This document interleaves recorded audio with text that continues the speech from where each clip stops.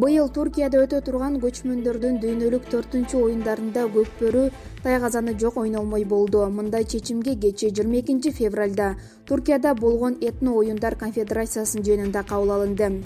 Жыйынга Кыргызстан, Казакстан, Россия, Өзбекстан, Тажикстан, Афганистан өкүлдөрү катышкан. Кыргызстан көкбөрү федерациясынын президенти Искендер Кадыркулов жана Жогорку кеңеш депутаты, Дүйнөлүк көкбөр ассоциациясынын вице-президенти Канат Исаев барган. Иш-чарада быйылкы көчмөндөр оюндарындагы көкбөрүнүн эрежеси талкууланып, тайгазан маселеси талаш жаратты. Кыргыз тарап оюн кызыктуу болуш үчүн тайгазан менен өткөрүү керектигин баса белгиледи. Бирок бул сунушту башка өлкөлөр колдогон жок. Негизги жүйө катары мындай оюн кооптуу деп айтылды. Ошондой эле былтыр Астанада негизделген Дүйнөлүк көкбөр ассоциациясы тайказансыз ойноо эрежесин киргизген болду. Натыйжада добуш менен чечүүгө өтүп, тайгазан менен ойноого Кыргызстан гана макул болду деп кол көтөрдү. Башка мамлекеттер тайгазансыз ойнойбуз деп добуш берди. Ошентип көчмөндөр оюндарында көкбөрү казак тарап сунуштап, эл аралык эреже катары киргизген жобо менен өтөт. Азырынча бул боюнча өлкөнүн көкбөрү федерациясынын комментарий алууга мүмкүн болбой жатат. Тайгазан чуусу 1 жылдан бери талаш жаратып келүүдө. Бирок Кыргыз тарап буга чейин көчмөндөр оюндарында көкбөрү кандай өтүп келсе, мындан да ошол эреже менен ойнолорун билдирген.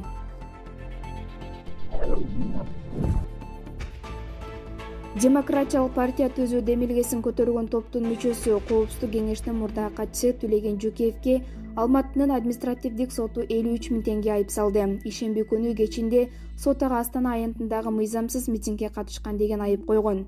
Ушундай эле суммадагы айып жергиликтүү тургун Анар Ибраимовго салынды. Ага 11 февралда видео көзөмөл орнотууга каршы мыйзамсыз митингге катышкан деген айып коюлган. Активисттер Курмангазы Касымбеков жана Шарбат Каржубаев 9 жана 7 суткага кесилди. Журналисттер сот имаратына киргизилген жок. Ишембиде Алматыда 2 башка жерде наразычылык акциясы өткөн. Демократиялык партия түзүү демилгесин көтөргөн топтун 10дон ашык мүчөсү Алматынын Астана аянтында Жамболот Мамайды бошотуу талабы менен чыкканда кармалган. Ал эми Алматы шаарынан башка жеринде жана Нур-Султанда 10 жылдан бери бозгунда жүргөн оппозициялык саясатчы Мухтар Аблязов түзгөн Казакстандын демократиялык тандоосу саясий кыймылынын митингинде 100дөн ашык киши кармалды. Ички иштер министрлиги кармалгандардын так санын жана канчасына айыппул салганын айта элек. Amnesty International уюму 22 февралда кайрылуу таратып, казак бийлигин кармалгандарды бошотууга чакырылды.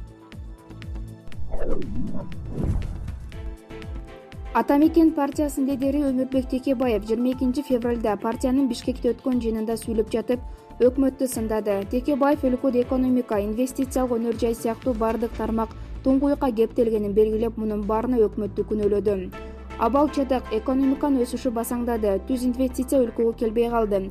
Бул өкмөттү Рыскелди Момбековдун тили менен айтканда бечер шалтыруу өкмөт десек да болот.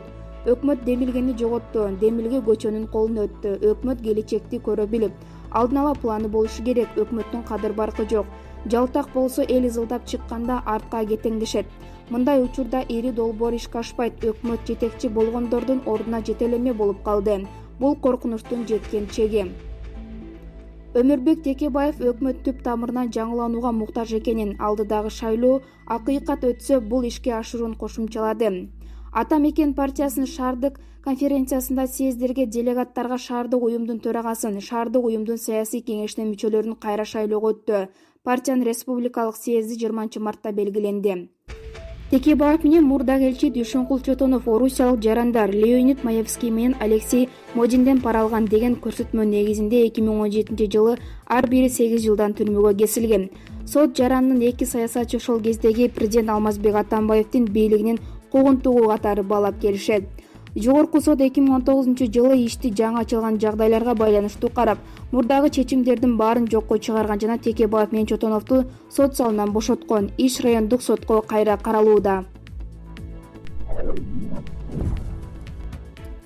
Коронавирустун инкубациялык убактысынын жаңы мөөнөтү айтылды. Буга чейин вирустун инкубациялык убактысы 14 күндө белгиленген, бирок кийин 24 күнгө созулушу мүмкүн деп болжонгон. Вирус инкубациялык мезгил учурунда башкаларга тез жугат. Коронавирустун инкубациялык мөөнөтү мурда айтылгандай 14-24 күнгө эмес 27 күнгө созулушу мүмкүн. Бул тууралуу Известия агенттиги People S Dial басылмасына шилтеме берип жазды. Ага ылайык Кытайдын Хубей провинциясынын Шэньмудзя районунун тургуну 24 январда ошол эле провинциянын Эшчоу шаарынан келген. Ал эми 19 февралда дене табы көтөрүлүп, алсырай баштаган. Кийинки күнү ал вирусту жуктуруп алганы белгилүү болгон. Ал эми бейтаптын карындашы илдетинин 2 февралдан тарты эле ооруп баштаганы аныкталган. Буга чейин вирустун инкубациялык убактысы 14 күндө белгиленген, бирок кийин 24 күнгө созулушу мүмкүн деп болжонгон. Вирус инкубациялык мезгил учурунда башкаарга тез жугат. Кытай бийлиги 2019 жылдын 31 декабрында Дүйнөлүк саламаттыкты сактоо уюмуна өлкөнүн борбордук бөлүгү Ухань шаарында белгисиз пневмония оорусу күч алганын билдирген. Адистер оорунун козгоочу коронавирус nCoV 2019 экендигин аныктап, эл аралык деңгээлде өзгөчө кырдаал деп жарыялашкан. Акыркы маалыматтар боюнча 76 миңден ашык киши nCoV 2019 коронавирусуна кабылды. Ал эми сакайып кеткендердин саны 20.659, көз жумгандар 2.345. Маалымат бак Спутник KG. Жээнбеков мекенди коргоочуларды куттуктап биринчи милдет эмне экендигин айтты.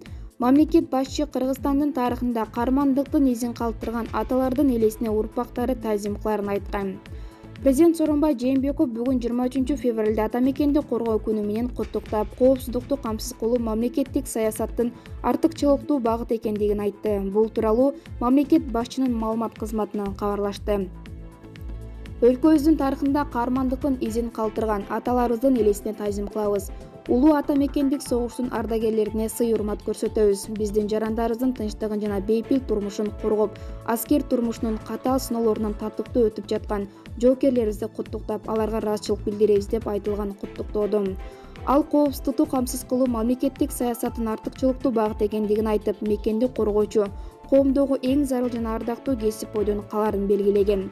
Президент бардык кыргызстандыктарга ден соолук, бакыт, талай жана ийгиликтерди каалаган. Маалымат бак Спутник KG. Түштүк Корея 2 күн ичинде коронавирустун 3-чү ийри очогу болду. Түштүк Корея 2 күн ичинде коронавирустун 3-чү ийри очогу болуп калды. Бул тууралуу чет элдик басмалар жазып чыгышты. Маалыматка ылайык Түштүк Кореяда жаңыдан 87 адам коронавирус жуктуруп алды. Жалпы вирусту жуктуруп алгандардын саны 433. 3 күн мурун Түштүк Кореяда вирусту жуктургандардын саны 50 болчу. Коронавирус оорусу тууралуу маалымат 2019 жылдын декабрь айынын аягында чыга баштаган. Анда Ухань шаарында белгисиз өпкө оорусу жайыла баштаганы айтылган. Вирус адамдарга базарда сатылган деңиз азыктары жана жыландар аркылуу жуккан деген версиялар айтылып келет. Дарыгерлер оорунун вирусу адамдан адамга жугат деп расмий билдиргенден тартып, дүйнө жүзү боюнча бул коркунучтуу вируска каршы ар кандай алдын ала иш-чаралар жасала баштады. Маалымат бак Спутник KG. Ухань вирусу. Коронавирустан 2461 адам каза болду. Коронавирустан 2461 адам каза болду. Бул тууралуу 23 февралга карата Кытайдын саламаттыкты сактоо боюнча улуттук комиссиясы маалымат жарыялаган. Маалыматка ылайык 78766 киши коронавирус жуктуруп алганы аныкталды. Ал эми 23125 адам дарыланып ооруканадан чыгарылган. Маалымат бак Супер KG. Бишкекте абанын булганышы нормадан жогору. Бүгүн 23 февраль күнү саат 15:30га карата Бишкектеги Ош базарынын айланасында абанын булганышы нормадан жогору. Мындай маалыматты Move Green жаштар кыймылынын интернет баракчасынан көрүүгө болот. Ага ылайык Бишкектин бир нече жерине абанын булганышын ченөөчү приборлор орнотулган. Приборлордогу маалыматтарды gas.org сайтынан онлайн түрүндө көрүп турууга мүмкүн. Бешенаилова Токтогул көчөлөрүнүн кесилишинде учурда көрсөткүч 92 микрограмм. Дүйнөлүк саламаттыкты сактоо уюмунда орточо эсеп менен куб метрге 25 микрограмм болгон көрсөткүч норма катары саналат. Маалымат бак Супер KG. Афганистандагы согуштан 3404 жай тургун каза болду. 2019 жылы Афганистандагы согушта 3404 жай тургун каза болуп, 6989 киши жаратылды. Бул тууралуу Бириккен Улуттар уюму билдирди. Бириккен Улуттар уюму 22 февралдагы баяндамасына ылайык Афганистанда 6 жылдан бери курмандыктардын саны 10 миңден ашты. Бирок 2018 жылга караганда курмандыктардын саны 5%га төмөндөгөн. Уюмдун жетекчиси Тадамичи Ямамото бардык тараптарды учурдан пайдаланып согуштук аракеттерди токтотууга чакырды. 22 февралдан баштап өлкөдө жарым-жартылай жарашуу жарыяны күчүнө кирген. Маалымат бак Назар News KG. Ушул тапта Кыргызстандын аймагында 932 социалдык кызматкер бар. Алардын ар бири 11-12 адамды тейлейтин. Бул тууралуу Жогорку Кеңештин басма сөз кызматы билдирди. Камкордукка алынгандардын басымдуу бөлүгүн улгайган, майып адамдар, кароосуз калган балдар, жалгыз бой аялдар түзөт. Бул тууралуу вице-премьер-министр Алтынай Өмүрбекова Жогорку Кеңештин Республикада журт фракциясында калктын социалдык жактан коргоо жаатында мыйзамдардын аткарылышы жөнүндө маалымат угулуп жатканда айтты. Ал эми эмгек жана социалдык өнүгүү министри Улукбек Кочкоров социалдык кызматкерлер болжол менен 6500–7800 сом өлчөмүндө эмгек акаларын белгиледи. Социалдык кызматкерлерге жол кире менен иш сапар чыгымдары каралбагандыктан алардын материалдык акыбалы андан оорлошот. Социалдык кызматкерлердин түшүгү дагы өтө арбын. Биз азыр алардын маянасын көтөрүүгө каражат издеп жатабыз, деди ал. Азыркы учурда мамлекеттик социалдык мекеменин кызматкерлерине кошумча иретинде жергиликтүү өз алдынча башкаруу органдарынын 953 кызматкерлерине социалдык кызматкердин ыйгарым укуктары берилген. Мындай кошумча күчтөр социалдык кызматкерлерге тагылган милдеттерди кыйла жеңилдетет. Андан тышкары ушул тапта 2000ге жакын томоло жетим бала, 17 миңден ашуун жартылай жетим бала бар экени белгилүү болду. Томоло жетим балдар мамлекеттен жөлөк пул алышат. Депутат Марлен Маматалиев жетим балдардын жоопкерчилигин мамлекет толугу менен өзүнө алууга тийиш экенин айтты. Алар жетим, демек ата-энеси мамлекет. Аларга татыктуу талим, тарбия жана жеткилең билим берүү зарыл. Жогорку окуу жайларында квоталар бар. Аларга айрым аткаминерлердин балдары өтүп жатат. Жетим балдардын сынактан тышкары кабыл алышына мүмкүнчүлүк түзүү керек деп кошумчалады ал. Маалымат Барометр KG.